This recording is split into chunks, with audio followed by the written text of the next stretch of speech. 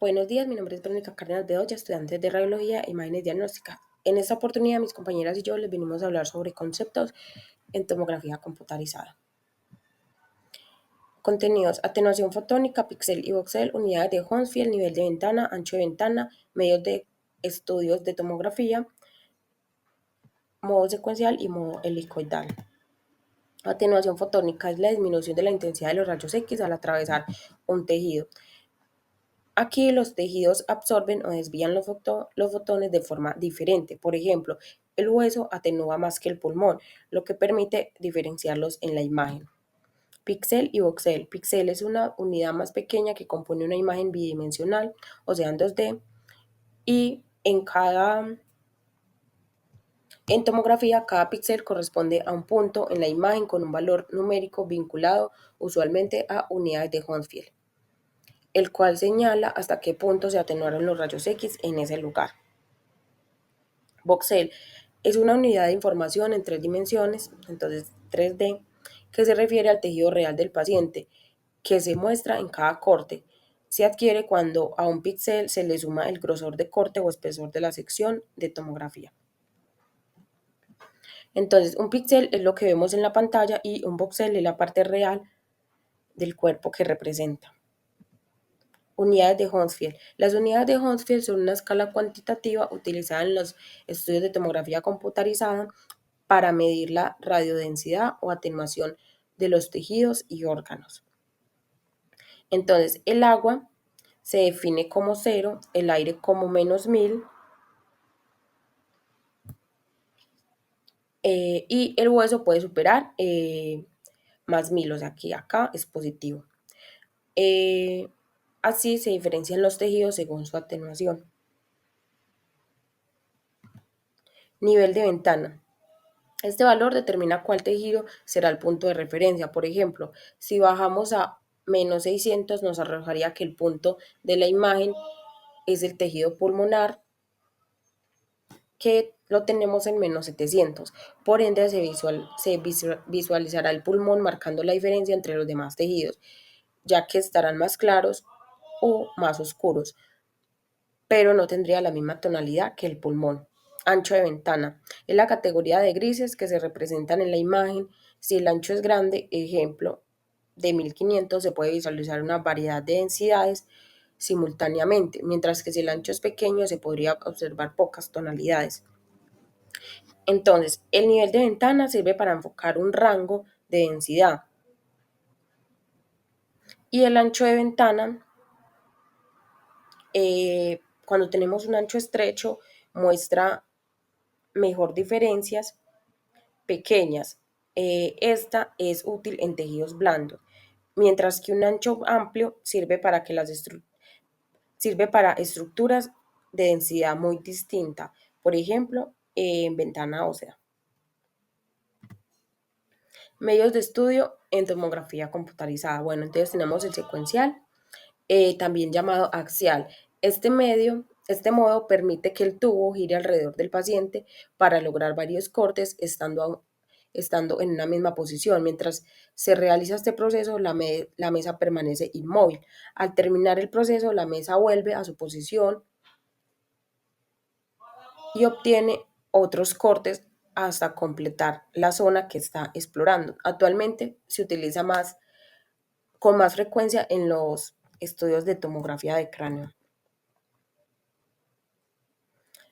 El modo helicoidal, también llamado volumétrico, es el método de adquisición constante de datos y tanto el tubo como los detectores emiten radiación mientras que giran constantemente.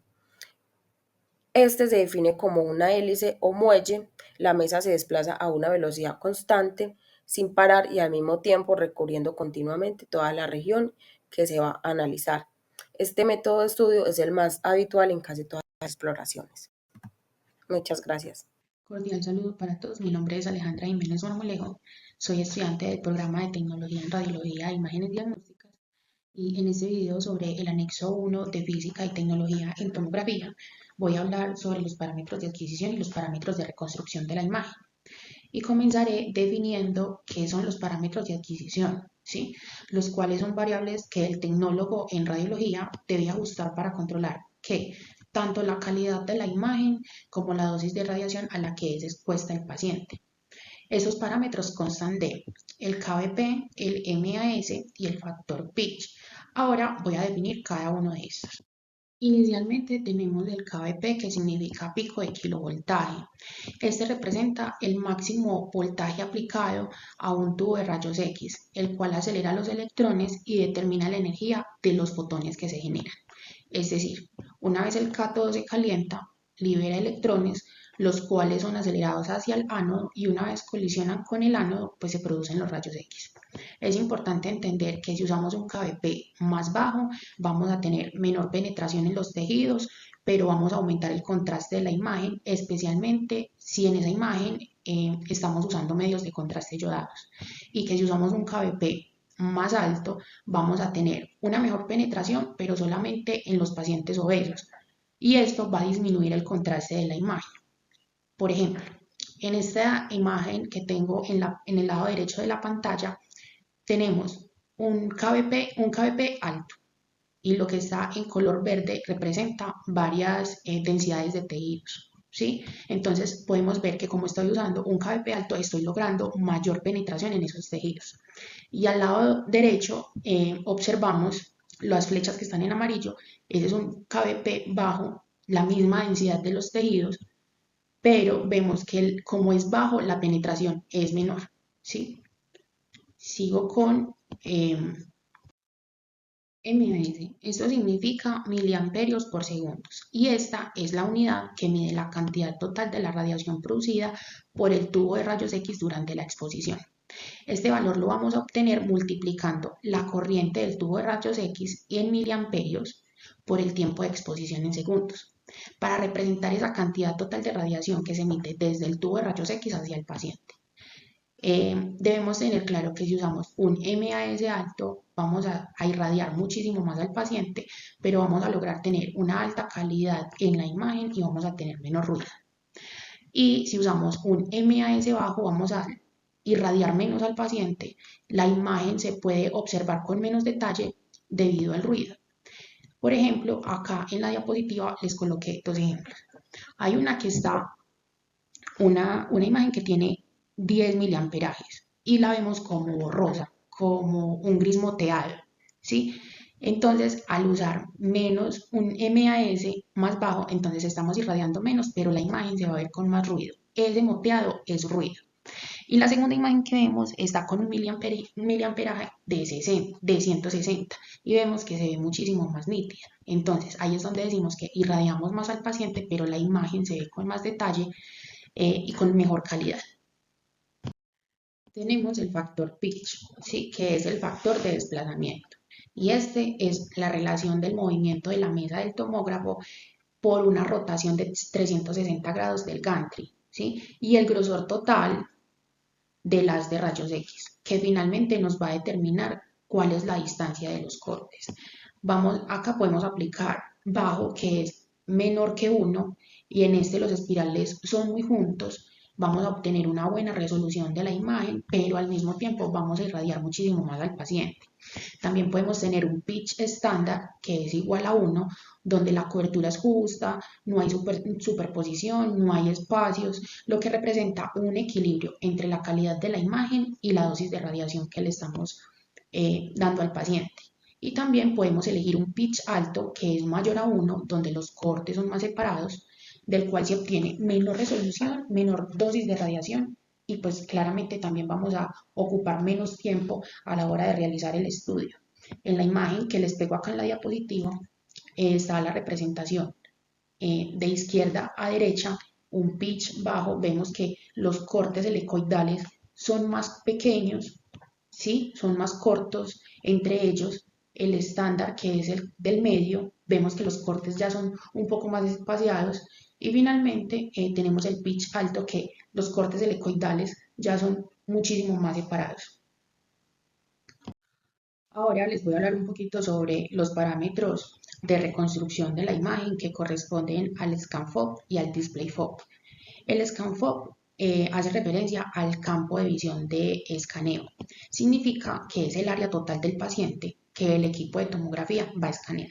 Es decir, define el límite de la región que se va a irradiar y de la cual obtendremos todos los datos. Y el display FOB es el campo de visualización y es una porción del área que ya escaneamos a la cual se le puede realizar como una especie de zoom sin perder la calidad de la imagen para poder analizarla con mayor detalle y sin perder las características anatómicas, que en este caso es lo que más nos interesa. Estos dos parámetros trabajan en conjunto porque nos permiten equilibrar la cobertura anatómica y la resolución diagnóstica, es decir, el ScanFOB recopila toda la información y el DisplayFOB optimiza la visualización. Por ejemplo, el dibujo que observamos en el lado izquierdo de la pantalla es una tomografía de tórax, ¿sí? Y este hace referencia al ScanFOB. ¿Por qué? Porque abarca todas las estructuras que hay dentro de él sin omitir alguna. Y al lado derecho de la pantalla tenemos el Display FOB, el cual se ajustó para visualizar todos los detalles anatómicos del corazón, ¿sí? Y por otra parte, acá juega un papel importante los píxeles, que son esos pequeños cuadritos que tenemos ahí en la pantalla que son amarillos. En la primera imagen observamos que el píxel es mucho más grande y ese forma toda la matriz de la imagen de la tomografía. Y en la segunda imagen el píxel es mucho más pequeño. Esto es lo que nos ayuda a aumentar la resolución espacial y a su vez nos da todos esos detalles finos del corazón, que fue la estructura que seleccionamos para poder visualizar, ¿sí? Un dato muy importante es que el ScanFOB debe ser igual o más grande que el DisplayFOB para poder analizar esa estructura de interés y que se visualicen todos esos detalles anatómicos. Por ejemplo, yo realizo una tomografía de tórax y voy a decir que el ScanFOB es de 50 centímetros, pero luego decidí analizar con detalle el corazón. Entonces el DisplayFOB puede estar entre 20 o 30 centímetros. A modo de conclusión, los parámetros clínicos en tomografía son determinantes para obtener imágenes diagnósticas de calidad, pero deben ajustarse siempre buscando un equilibrio entre la calidad de la imagen y la dosis de radiación. El KBP y el MAS son factores que influyen directamente en el contraste, el ruido y la dosis de radiación. Esto es clave, es fundamental optimizarlo en cada estudio.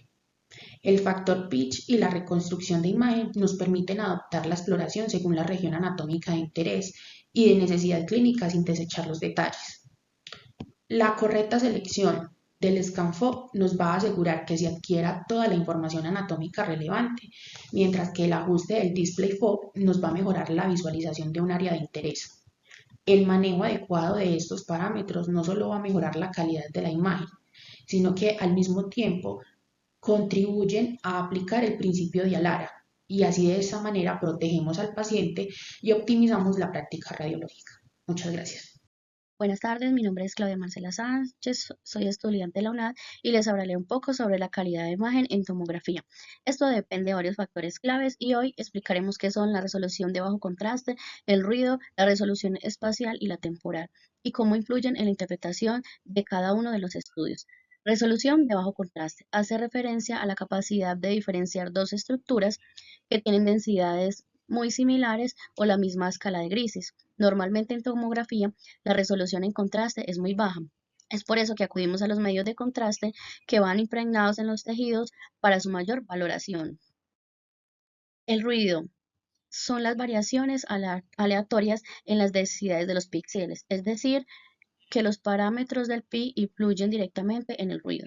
Un pic bajo nos dice que se realizará un menor movimiento de la camilla, aumento de la superexposición de los datos, mejora la calidad de la imagen y reduce el ruido.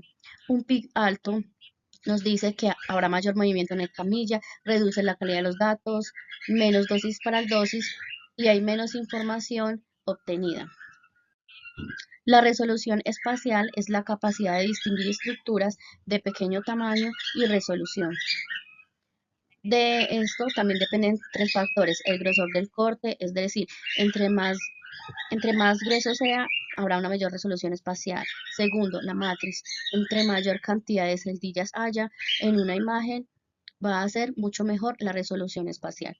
Y tercero, el algoritmo de reconstrucción, es decir, las ventanas de reconstrucción.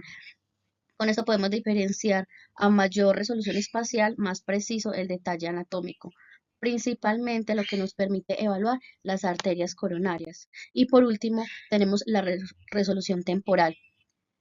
Esto es la capacidad de obtener imágenes eh, de estructuras en movimiento. Entre más rápido se haga la toma, menos se va a hacer los movimientos y evitar ruido y poder obtener unas imágenes claras. Muchas gracias, eso es todo. Muy buenas tardes para todos. Mi nombre es Valentina Álvarez Brand, estudiante de la tecnología en radiología e imágenes diagnósticas, y junto con mis compañeras en este video les venimos explicando un poquito sobre la física y la tecnología en tomografía computarizada. En esta ocasión voy a explicar sobre el cálculo de dosis en TAC, más específicamente en sus parámetros principales. Aquí vamos a ver entonces parámetros de índice de dosis como CTDI ponderado y volumétrico, producto de dosis por longitud y dosis efectiva. Entonces, en CTDI ponderado es el índice de dosis en tomografía ponderada. Combina las dosis medida en el centro y en la periferia en un fontoma estándar. Se utiliza para reflejar la distribución promedio de dosis en planuación de un corte. Sus características es, se mide en un dosímetro en fontomas cilíndricos de PMMA de 16 centímetros para la cabeza y 32 centímetros para el cuerpo, pero esto no depende del paciente sino del protocolo y del equipo. Tenemos el CTI volumétrico. Este es corregido por el pitch avanza de la mesa en el helicoidal. Refleja la dosis medida en el volumen explorado.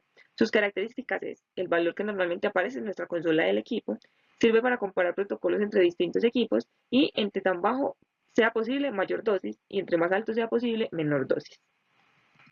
Tenemos el DLP longitudinal, o sea, producto dosis longitudinal. Esta integra el CTI volumétrico a lo largo de la longitud del escaneo. Representa la cantidad total de la radiación emitida en un estudio completo. Sus características son, se expresa en centímetros y permite comparar protocolos de diferente extensión. Tenemos por acá también por último la dosis efectiva. La dosis efectiva estima el riesgo biológico para nuestro paciente. Considerando la sensibilidad de cada órgano irradiado, se obtiene a partir del DLP multiplicado por un factor de conversión específico de la región anatómica. Sus características se expresan en millisieverts y permite comparar la exposición entre diferentes tipos de estudios médicos. Eso es todo por mi parte. Espero que les haya gustado este video y sea muy nutritivo para su conocimiento. Feliz noche.